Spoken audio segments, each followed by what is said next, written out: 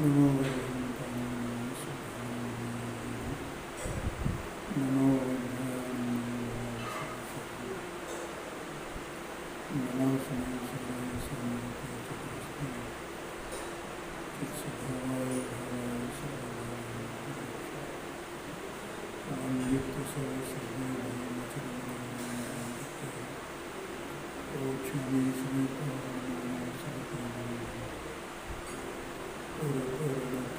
हेतो मोहनां मोहनुभावा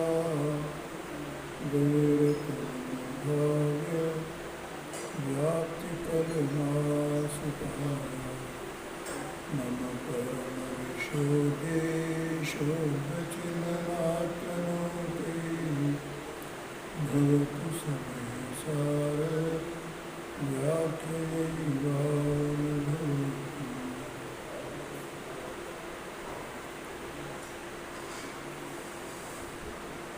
समय साधी ग्रंथराज के टीकाकार अमृतचंद्राचार्य स्वामी की जो आत्मकथा की टीका है, उस टीका के अंत में एक स्याद्वाद अधिकार है और उस स्याद्वाद अधिकार में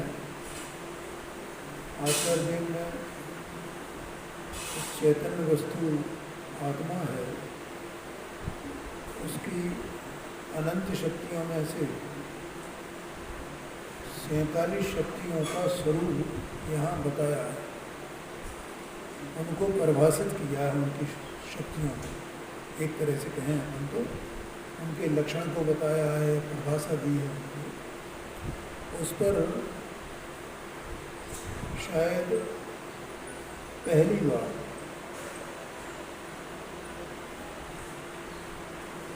इन शक्तियों पर शायद पहली बार ऐसा कोई विद्वान हुआ जिसने इन पर व्याख्यान किया है, प्रवचन किया है। और वो विद्वान कौन था? वे विद्वान बुद्ध गुरुदेव। क्या कहा? जैसे 1000 साल पहले ये टीका रची गई ना, 2000 साल पहले ग्रंथ बना और 1000 साल पहले टीका रची गई, और टीका के बाद इस पर जो व्याख्यान हुआ है, प्रवचन हुआ है 47 शक्तियों पर, वो एक ही विद्वान ने अभी तक किया है, आद्योपांत। मतलब किसी दूसरे व्यक्ति ने उनको उस पर कोई वो किया हो, व्याख्यान किया हो, ऐसा मतलब कहीं वो लगता नहीं। तो एक जो गुरुदेव जी की व्याख्यान है, उस पर आज अपन उसका ही स्वाध्याय करेंगे। कल अपन ने इसकी चर्चा कर ली थी, शक्ति की, एकात्तर शक्ति की। देखो, आत्मा जो है निरंतर अनादि अनंत चैतन्य स्वभाव वही परम पारानुरूप वस्तु है, अनादि निधन है वो वस्तु। उसकी सत्ता कैसी है? अनादि निधन है। और कल ये बात बताई थी कि आत्मा जो है उसके 2 प्रकार के परिणाम होते हैं, एक स्वभाव रूप परिणाम और एक विभाव रूप परिणाम।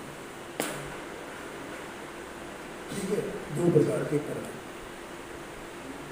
अब जो विभाव रूप परिणाम होता है, माने वो विकार रूप, तो विकार रूप जो परिणाम होता है उसमें कर्म निमित्त होता है। निमित्तता की, कर्म की निमित्तता के बिना वो परिणाम नहीं होता है। ठीक। और जो स्वभाव रूप पर्याय होती है, स्वभाव रूप परिणाम होता है, उसमें कर्म की आवश्यकता नहीं है, वो तो आत्मा का स्वभाव ही है।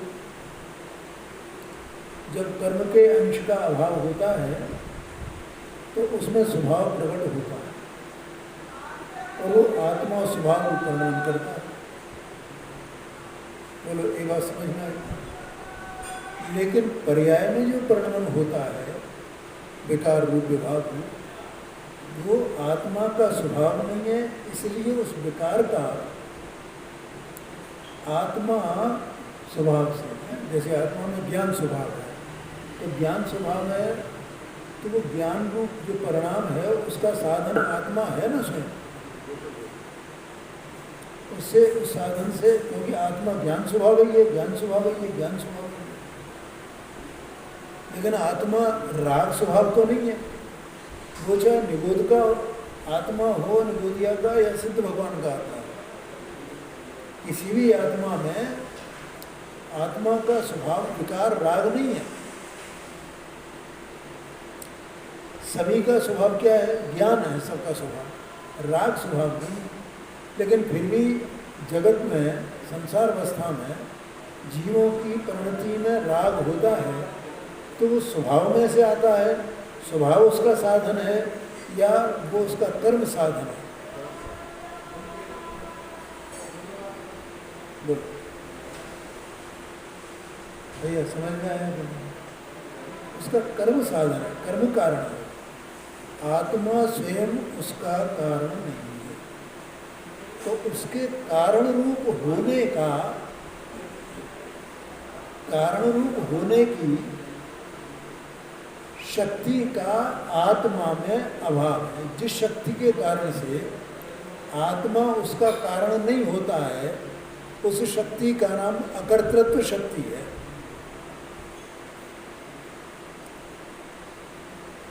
क्या कहा? आत्मा कारण शक्तियाँ है ना, तो क्यों आत्मा उसका कारण क्यों नहीं बनता है? आत्मा स्वयं उस विकार का साधन क्यों नहीं बनता है? पर्याय उसी की है, तो चैतन्य में ही पर्याय है, चैतन्य की पर्याय में ही वो होता है। कोई वो पर्याय जड़ तो नहीं है आत्मा की,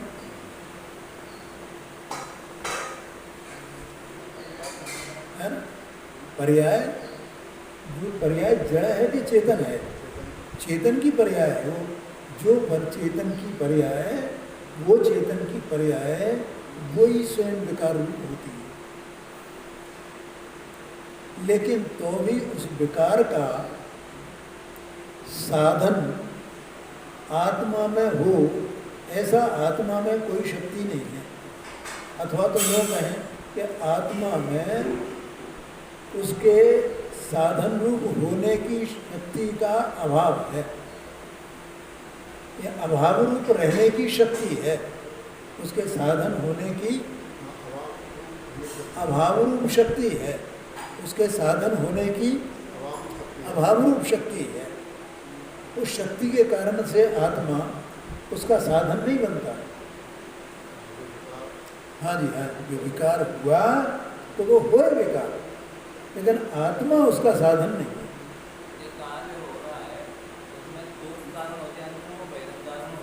हाँ जी, हाँ,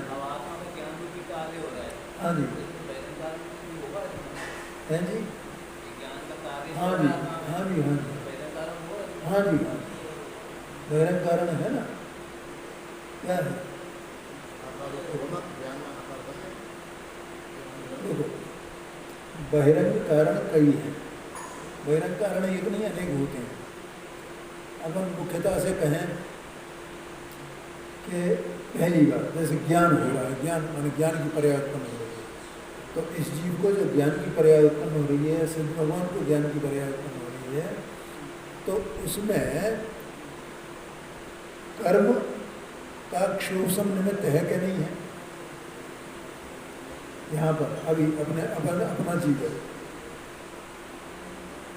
कर्म का क्षोभम निमित्त है, ठीक है। अब दूसरा, ज्ञान में आकार बन रहा है, तो उसमें देह निमित्त है ना? ये आकार अपने स्वकारण से बने हैं, तो अभी गे के बिना बनेंगे गे? नहीं बनेंगे, गे निमित्त है। लेकिन गे बनाता नहीं है आकारों को। अगर गे बनावे तो दर्शन का परिणाम उसमें भी बना देना है। और केवल ज्ञान में क्या निमित्त है? तो केवल ज्ञान में जो ज्ञानावरणी करने वो क्षय निमित्त है, उसको क्षय ज्ञान कहा जाता है। क्या कहा? आत्मा के आगम में 5 प्रकार के भाव कहे गए हैं। पाणिनि मालूम है? औपशमिक, क्षायक, क्षयोपशमिक, औदयिक, चार हो गए ना। और पारणामिक भाव, तो पारणामिक भाव में तो कर्म का निमित्त होता नहीं, ठीक है। लेकिन जो पर्याय में परिणमन हो रहा है उसमें भी निमित्त, तो पर्याय इतने प्रकार की होती है, तो इतने प्रकार की पर्याय हैं, उसमें वो निमित्त हुआ ना। कर्म का क्षय, क्षोभशम, उपशम, जो भी हो यथा, जो भी पर्याय जिस प्रकार की, ठीक है। और ज्ञान का जो परिणमन, उसका आकार बनना, आकार बनना, आकार बनना, आकार, ज्ञान का, दर्शन का नहीं, उसमें ज्ञेय निमित्त है, और ज्ञेय से बनता नहीं है आकार। अगर ज्ञेय बनाने वाला हो, ज्ञेय से बने, तो वो दर्शन में ही बन जाना चाहिए। लेकिन वो अपने उपादान से उसके आकार रूप होता है, उसमें ज्ञेय निमित्त है। बोलो भैया, समझ में आया कि नहीं? हाँ, अभी मैंने बताया ना, देखो वस्तु है, सत्स्वरूप है कि नहीं है? वस्तु तो सत्स्वरूप माने कब से है? अनादि से। और कब तक रहेगी? मतलब वो उत्पन्न नहीं होती है, नाश नहीं होता, कुछ नहीं है, तो वो ज्यों की त्यों, ज्यों की त्यों, ज्यों की त्यों, ज्यों की त्यों, ज्यों की त्यों। अपन जीवन जो है अपनी अनाद से अभी तक कितनी पर्यायें बदल गई, कितनी पर्याय बदल गई होंगी भैया? अनंत अनंत पर्याय, असंख्यात नहीं कि कोई गिनती नहीं है,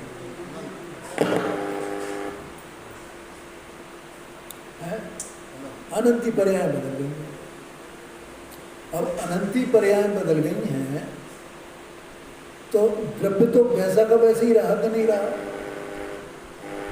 वस्तु तो वैसी की वैसी रही कि नहीं रही? बताओ। वस्तु तो वैसी की वैसी, वैसी की वैसी, वैसी की वैसी, तो जिसमें कोई बदलाव नहीं होता है, जो ज्यों का त्यों रहता है, वो उसका कोई भाव, कौन सा भाव होगा उसका? तो उसका भाव, उसका स्वरूप पारणामिक है, जो ज्यों का त्यों है। ये एक वस्तु की विशेषता है कि उस पारणामिक भाव के कारण से ये वस्तु बदलती नहीं है, ये उसका गुण है, पारणामिक भाव है। क्या बोलो, समझ में आया कि नहीं? जिसके कारण से ये नहीं बदलती है, पर्याय बदल नहीं है। ये मनुष्य पर्याय मिली ना, अब ये छूट जाएगी तो कहाँ जाएगा? ये त्रिंच में जाएगा, नरक में जाएगा, परिणाम के अनुसार जैसा भी जाए, बदलेगी ना। देह दूसरी मिलेगी या नहीं मिलेगी? पर्याय दूसरी मिलेगी या नहीं मिलेगी? मिलेगी। लेकिन द्रव्य तो वैसा का वैसा ही, वैसा का वैसा ही, वैसा का वैसा ही, वैसा का वैसा ही, वैसा का वैसा। आया कि नहीं आया? इसका नाम है पारणामिक भाव। और पर्याय के भाव चार प्रकार के हैं। वे पर्याय, द्रव्य एक ही है, उसकी पर्याय है वे पर्याय चार प्रकार की हैं, उनका अपना अपना एक एक भाव है, और वो कर्म के निमित्त से होती है। कर्म के उपशम से हो, उसका नाम औपशमिक भाव, ये सब आगे में दिया हुआ है। कर्म के क्षोभशम से हो, उसका नाम क्षोभशमिक भाव है। आत्मा का, उसकी पर्याय उसके अपने उपादान से होती है, कर्म करता नहीं है, कर्म तो निमित्त मात्र है। क्या कहा? कर्म नहीं करता है, कर्म तो है, क्योंकि कर्म का जीव के साथ में कब से संबंध है? अनाद संबंध है। तो ये पर्याय जो पलट रही हैं, वे भी अनाद संबंध के कारण है ना। मुक्त होने का, सिद्ध अवस्था प्राप्त करने का अर्थ क्या है?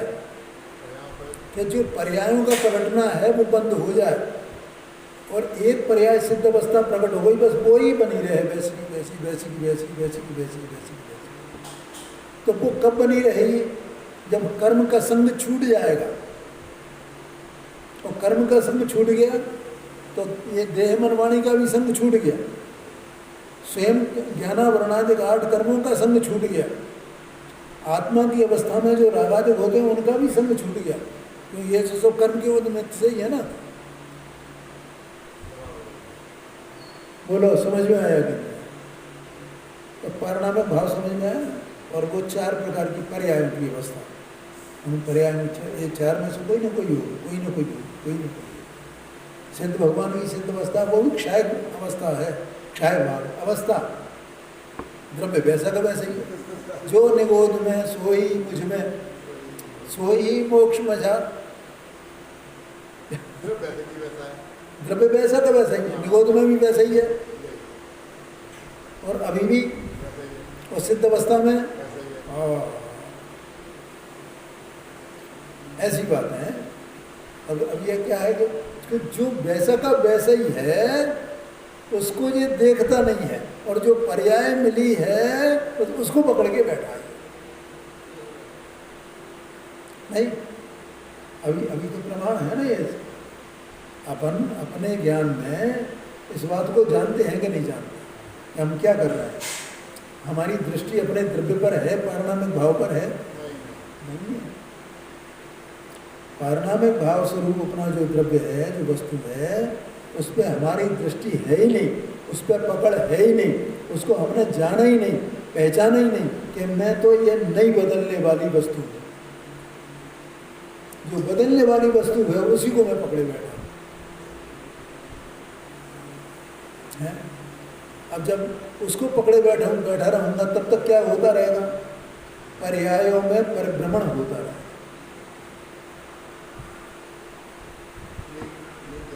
है? अब ये जीव क्या क्या कर ले पंडित जी के जिससे वो पर्यायों का परिणाम मिट जाए? कितनी पूजा करे, कितना त्याग करे बाहर का, पर एक अपने को नहीं पकड़ा, अपने को नहीं पहचाना, बाकी सब काम करे। जितना जो कुछ भी आचरण ऊंचा सा ऊंचा किया जा सकता है, तो ये छूट जाएगा संसार से। अरे जो तू है नहीं, जो तेरा स्वरूप नहीं है, वो स्वरूप तो होगा, पर्याय तो होगी ना।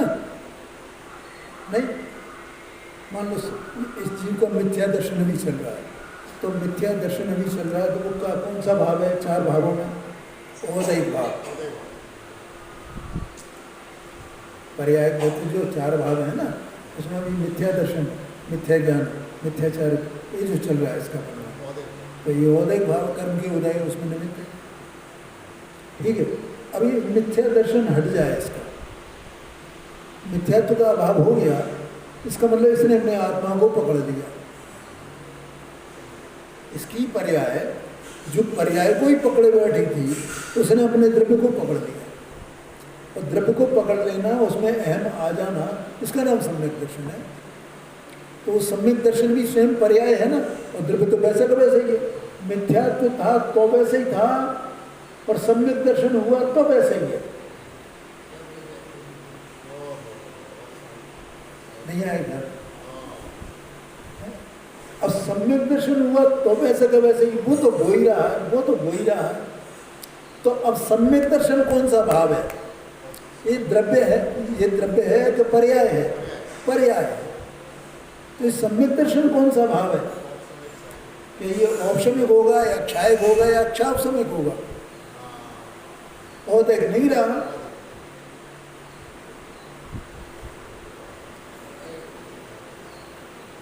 समझ में आया क्या नहीं आया है? क्योंकि वहां इसने अपने को पकड़ा, और उधर कर्म का ऑप्शन हुआ, क्षय हुआ, क्षोभन हुआ, जो भी होना है वो उसमें अपने आप, वो उसके कारण से हुआ। आत्मा ने कुछ नहीं किया। आत्मा ने क्या किया? पहले ये इसकी पर्याय को पकड़े बैठी थी, अब उस पर्याय ने पर्याय से विमुख होकर के अपने स्वभाव को पकड़ लिया। कार्य तो सब पर्याय में ही होगा ना, तो उस पर्याय, वो पर्यायी ऑप्शन में होगी, क्षायक होगी, क्षाय समझो भी होगी, वो पर्याय होगी। लेकिन आत्मा तो द्रव्य तो क्या भैया कैसा रहा? ऐसा का वैसे ही, वैसा का वैसे ही, वैसा का वैसे ही, वैसा का वैसे ही, वैसा। और इतना है वो पर्याय ने जो वैसा का वैसा ही उसको पकड़ लिया, और पर्याय ने पर्याय को पकड़ना छोड़ दिया। पर्याय तो अपनी है पकड़ने वाली, तो काम तो वही करेगी ना।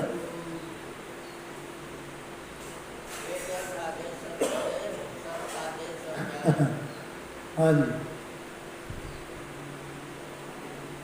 बोलो भैया, समझ में आया ना पारिणामिक भाव क्या है? इसका नाम पारिणामिक भाव है, ऐसा कहते हैं। बाकी सब पर्याय है, और वो पर्याय इसी द्रव्य की है, किसी और की नहीं है भैया। तो पर्याय में विकार हो रहा है, तो विकार का करता है ये आत्मा, मिथ्यात्व का करता आत्मा है, किसी का करता आत्मा नहीं। आत्मा में उसको करने की, उत्पन्न करने की शक्ति नहीं है, कर्म का उदय उसमें नहीं लगता है, लेकिन वो छूटेगा कैसे? और पर्याय अपेक्षा से इस द्रव्य को देखे हैं, दो दृष्टियां हैं देखने की। एक तो पर्याय अपेक्षा देखना, एक द्रव्य अपेक्षा देखना। पर्याय अपेक्षा देखना ये पर्यायार्थ निर्णय, और द्रव्य अपेक्षा देखना है द्रव्यार्थ निर्णय। समझ में आया कि नहीं आया? नए है। 114 नंबर की गाथा है, कहाँ पर? प्रवचन सार जी ने, और द्रव्यार्थी पर्यायार्थी न्याय का स्वरूप बताया। ठीक है, तो द्रव्य के ये द्रव्य पर्यायात्मक समय सार जी शास्त्र में भी ये बात आई है। अमृतचंद्राचार्य स्वामी ने सब लिखा है। 8 नंबर का कलश है, उसकी टीका में है शायद, मुझे नंबर कलश का ध्यान नहीं है। तो इस प्रकार से है वो द्रव्य पर्यायात्मक वस्तु है ना, तो बदलता क्या नहीं है? द्रव्य नहीं बदलता, और पर्याय बदलती है। वस्तु भी एक ही है, द्रव्य भी उसी का, पर्याय भी उसी का। द्रव्य और पर्याय एक ही है, वस्तु तो एक ही है ना है? अब वो द्रव्य और पर्याय में दोनों में से एक बदलता है, एक नहीं बदलता है।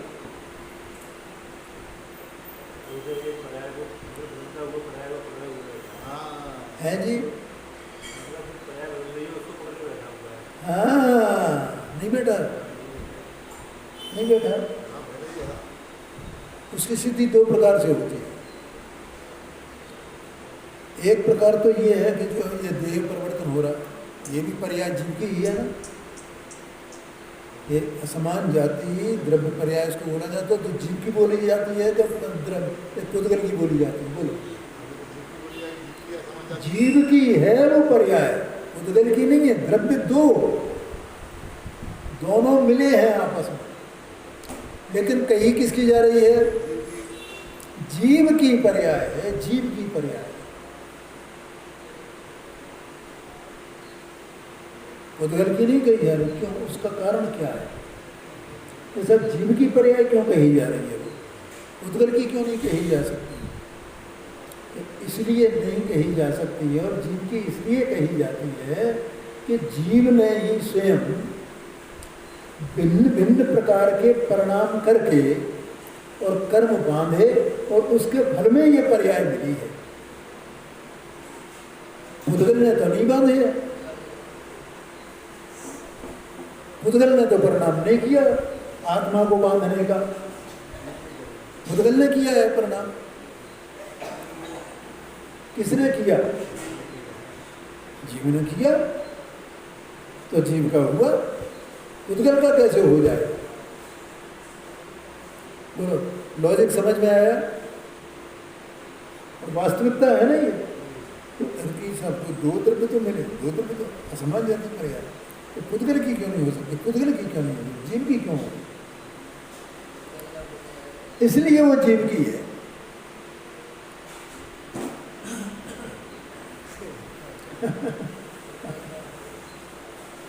है?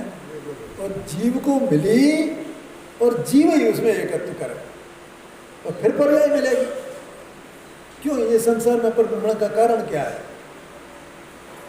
फिर असमान जाति पर्याय, फिर असमान जाति पर्याय, फिर असमान जाति पर्याय है। हाँ नहीं आता रहा। बोलो भैया, समझ में आया? पर्याय को पकड़ेगा तो पर्याय मिलेगा, पर्याय को पकड़ेगा तो पर्याय मिलेगा। तो एक तो सिद्धि इससे होती है, ये क्या कर रहा है, जो पर्याय मिली बस उसको पकड़ के बैठा। जो पर्याय तोता कहता, तोता कह, जो वो तोता है, तोतापने का अनुभव करता है। ये तो है पुद्गल का शरीर, लेकिन वो तोता अपने को तोता क्यों मानता है? वो शरीर से ही तो तोता मानता है।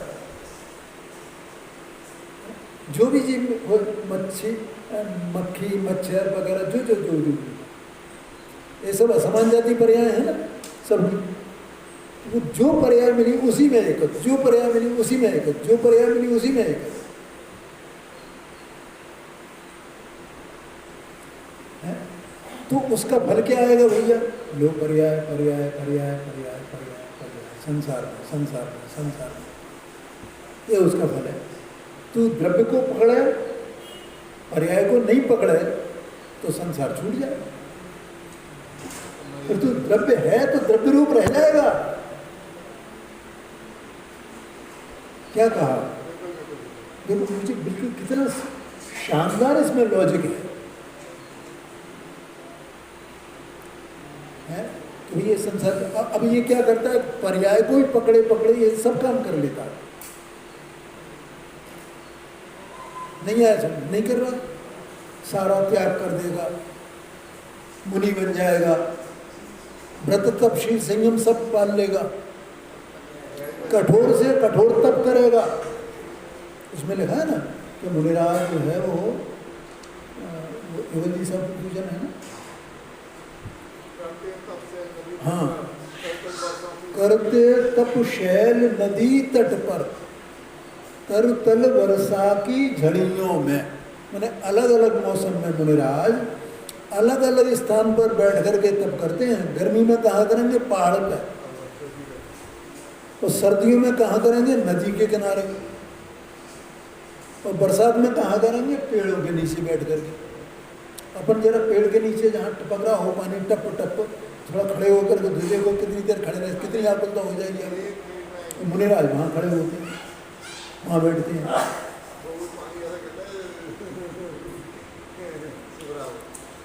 आया कि नहीं?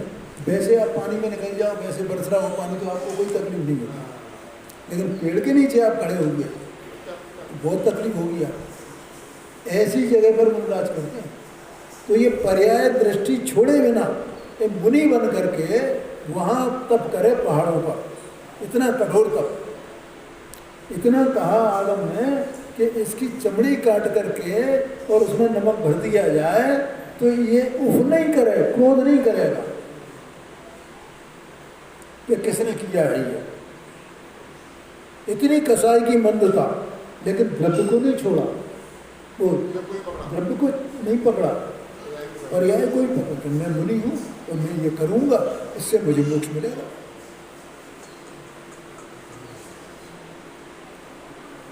समझ में आया कि नहीं? ये लिखा है, 6 डाला में लिखा है, हम पढ़ते हैं। मुनिव्रत धार अनंत बार ग्रेव को उपजाए, ग्रेव तक पहुँचा। निज आत्म ज्ञान बिना, उसके बिना सुख नहीं मिलेगा, मिलेगा ही नहीं। वो तो आकुल तो बनी रहेगी। पर्याय की बुद्धि पर्याय, पर्याय की बुद्धि संसार, द्रव्य की बुद्धि द्रव्य। अकेले रहे ना भगवान, द्रव्य रूप द्रव्य रूप द्रव्य रूप। कौन से द्रव्य रूप? उत्पाद में द्रव्य रूप, अपने अनंत गुण रूप, और तो कुछ नहीं है ना, अनंत गुणों के परिणमन रूप। बस ऐसे रह गए। क्यों? कैसे हुआ संभव? द्रव्य दृष्टि करने से। मैं द्रव्य ही हूँ, और वो दृष्टि करने वाली स्वयं पर्याय है।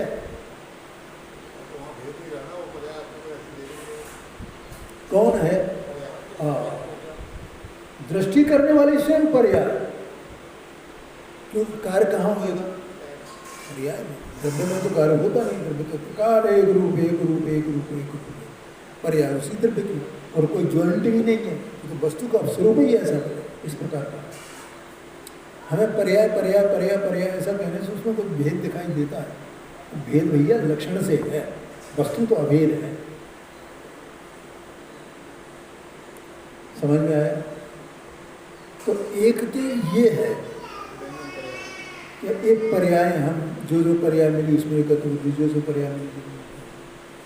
दूसरी, अब अंदर में जीव के एक परिणाम चल रहा है, राग द्वेष मोह का। तो ये राग द्वेष कर रहा है, नहीं कर रहा है। विकल्प इसको, मैंने अगर हम राग द्वेष को नहीं समझ सकते तो बिल्कुल समझने लायक है, समझा जा सकता है, कठिन बात नहीं है। जैसे अभी अपन सुन रहे हैं तो सुनने का राग है कि नहीं है? और इसमें कोई व्यवधान जरा सा भी हो, कोई एकदम आकर के जोर से घंटा बजा दे तो क्या हुआ? तुरंत ही द्वेष होगा, तुरंत ही।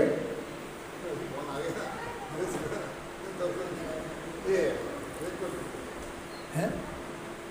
अब ये क्या करता है? ये राग द्वेष का एक सामान्य नाम विकल्प भी है। राग द्वेष के विकल्प, शुभ अशुभ विकल्प ये चलते हैं। अब ये जीव, इसकी क्या मान्यता है कि एक विकल्प ही तो मैं हूं बस। क्या कहा? जैसे मैंने कल परसों ही बताया था, अपन यहाँ बोल रहे हैं, ये जीव है, ये बोल रहा है, व्याख्यान कर रहा है, तो इसकी क्या परिणति है? क्या मान रहा है? ये मैं बोल रहा। इसका मतलब बोलने संबंधी जो विकल्प है उसमें भी एकत्व सिद्ध हो गया ना, क्योंकि विकल्प में एकत्व किए बिना मैं बोल रहा हूं, ऐसा कैसे होगा? विकल्प के बिना आवाज निकले, ऐसा तो हो नहीं सकता।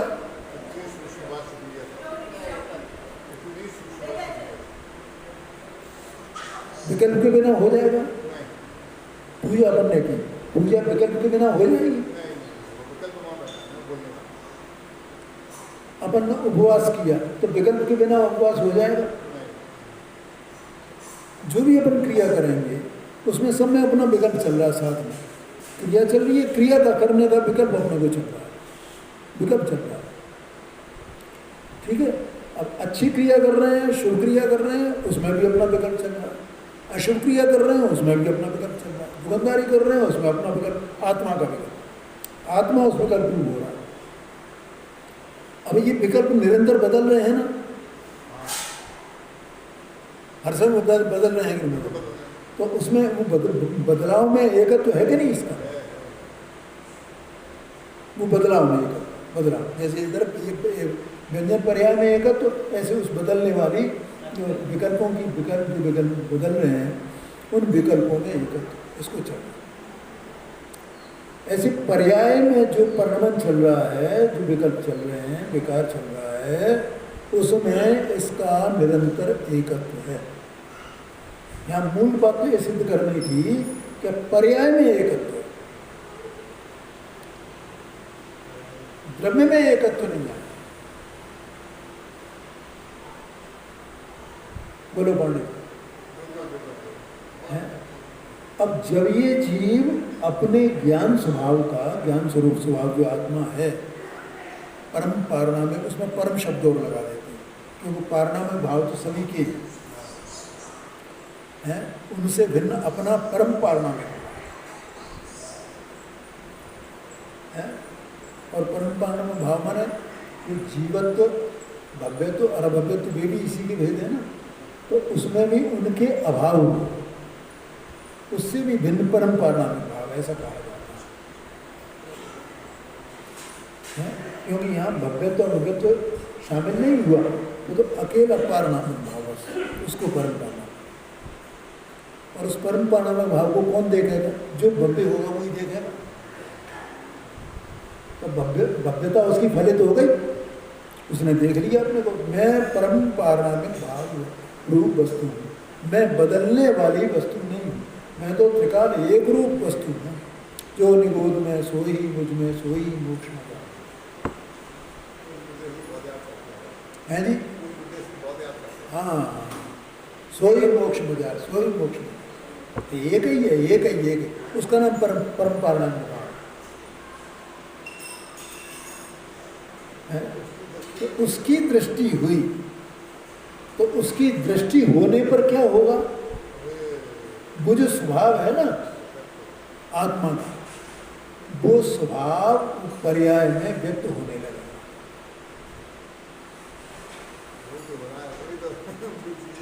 क्या कहा? वो स्वभाव पर्याय में। इसका मतलब क्या होगा? उससे क्या पता चलता है कि यही तो मैं हूँ, ये सम्यक दर्शन ही तो मैं हूँ, ये सम्यक ज्ञान ही मैं हूँ, ये सम्यक चैरित्र मैं हूँ, क्योंकि मैं उस स्वभाव वाला। ठीक है। अच्छा, पर्याय में व्यक्तता होने पर भी एक विशेषता और है कि पर्याय में व्यक्तता होने पर भी निर्मलता की, सुख की, आनंद की, निराकुलता की, उसकी व्यक्तता होने पर भी पर्याय पर्याय को नहीं पकड़ती है, वो तो द्रव्य को ही पकड़े रहती है। मैं यही हूं, मैं यही हूं, मैं यही हूं, क्योंकि द्रव्य से छूगा और पर्याय में गया।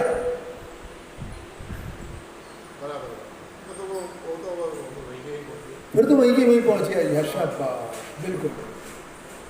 अरे निर्मल पर्याय हो तो उसको भी नहीं पकड़ता है, क्योंकि ये पर्याय तो पलटने वाली है, अस्थिर है, अनित्य है। मैं नित्य वस्तु हूं कि अनित्य वस्तु हूं? यही बात है, अपनी नित्यता को पकड़ के बैठा है। पर्याय में जो हो सो हो, मुझे कोई परवाह नहीं, उधर झांकता भी नहीं, ये तो द्रव्य को पकड़े बैठा है। पर्याय का ज्ञान नहीं होता ये बात नहीं है, ज्ञान होता है, लेकिन पकड़ा किसको है? अपने को। तो उसको पकड़ने से वो हो जाता है, द्रव्य हो जाता है, द्रव्य रूपी ही रह जाता, अकेले ही रहता। और सारा विकार और विकार का कारण सब छूट जाता है। समझ में आया?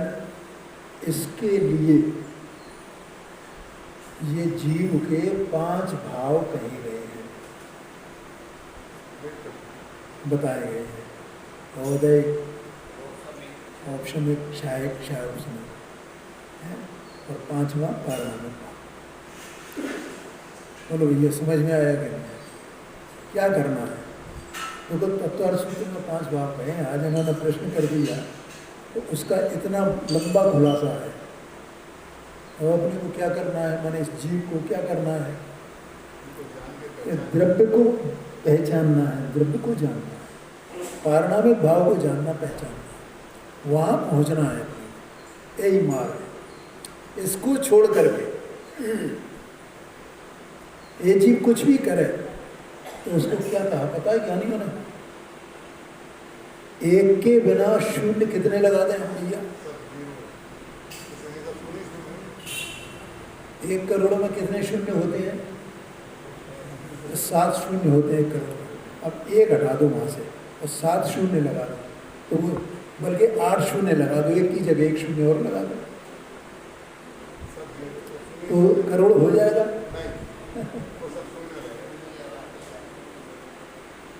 तो एक कौन है जिससे उसकी कीमत हो जाए शून्यों की? इसका मतलब बाहर क्रियाकांड की भी कीमत हो जाए, उसका एक कौन है? समझ में आया ना? ये तो बाहर में शून्य है, अगर इसकी कीमत करनी है तो वो एक लगना चाहिए उसमें।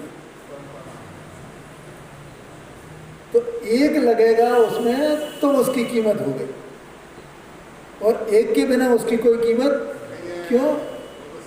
वो तो संसार में ही रहा ना, संसार में ही रहा, संसार में ही रहा, संसार देखा वहाँ मुनिव्रत धार अनंत बार ग्रीव को पुजाया, निज आत्म ज्ञान बिना सुख लेश न पाए। और पहली ढाल में लिखा है, जो विमानवासी था सम्यक दर्शन बिन दुख पा, तहाते चय ठावर तन धरे। कहाँ जाता है? संगी पंचेंद्री से निकल करके और वो एकेंद्रीय पर्याय में, स्थावर पर्याय में जाता है।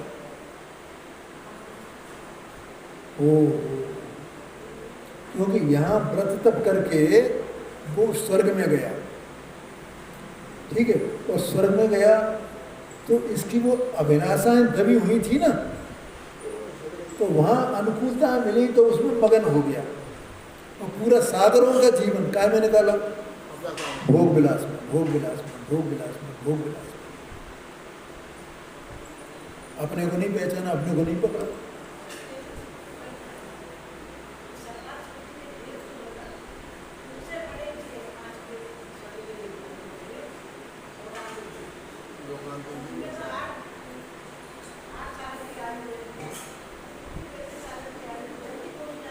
हाँ जी, हाँ जी, हाँ जी, हाँ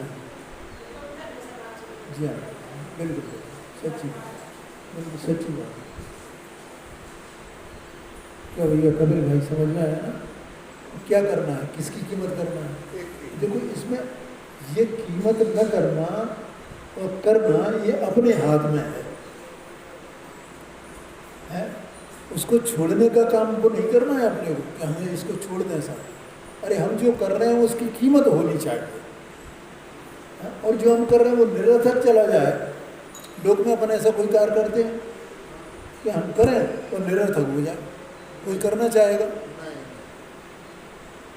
करते तो सभी हैं, बिना करे कौन है? तो हम भी कर रहे हैं, लेकिन हमारा ये कार्य सार्थक तो हो क्या? और नहीं तो निरर्थक हो जाएगा, चला जाएगा, है? क्योंकि ये जीव संसार के संसार में रहा। तो अब क्या करना है? एक जो अपना आत्मा, जो नहीं बदलने वाला भाव है, जो स्वरूप है, मैं उसको जानूं, पहचानूं, और कैसे भी कुछ भी करके, और बस एक यही मौका है भैया। कौन सा? नहीं है ऐसा, कौन सा मौका? इस जीव को यह मानुष पर्याय सुकुल उत्तम कुल मिल गया, सुने वो जिनवाणी। अब ये जो अपने को जो मिला है, ये दोबारा मिल सकता है?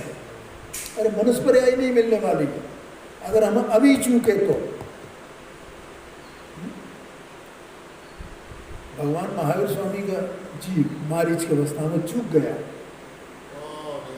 भगवान महावीर स्वामी स्वयं 24वें तीर्थंकर बने, और समोशन में भगवान का ऋषभदेव पहले तीर्थंकर थे ना, वहाँ चूक गया। और वो उन्हीं के नाती थे, वो ऋषभदेव स्वामी के, उनके ही परिवार के, और वहाँ से चूक गए, अपने को नहीं पहचाना। तो फिर क्या हुआ? कितने भव धारण किए? एक इंद्रिय पर्याय के 60,000 भव धारण किए, और एक इंद्रिय पर्याय में हजारों वर्षों का होता है एक एक। क्या करेगा? चला जाएगा। और ऐसा मौका पा रहे। तो क्या हुआ? उसने निर्णय नहीं किया कि मैं कौन वस्तु हूँ, और वो निर्णय शेर की पर्याय में आकर के किया है? और शेर की पर्याय में आकर के निर्णय किया, और फिर तीर्थंकर प्रकृति बांधी, और फिर तीर्थंकर बने। तो ये मौका मिला है भैया। अगर ये मौका चूके कि हम इसमें मग्न हो गए बाहर के क्रियाकांड में, ये मैंने त्याग कर, उसमें बम अपन, मैंने ऐसा कर लिया, मैंने ऐसा कर लिया, मैंने ऐसा कर लिया, कुछ नहीं। ये आ रहा है, समझ हो गया? आगे चलते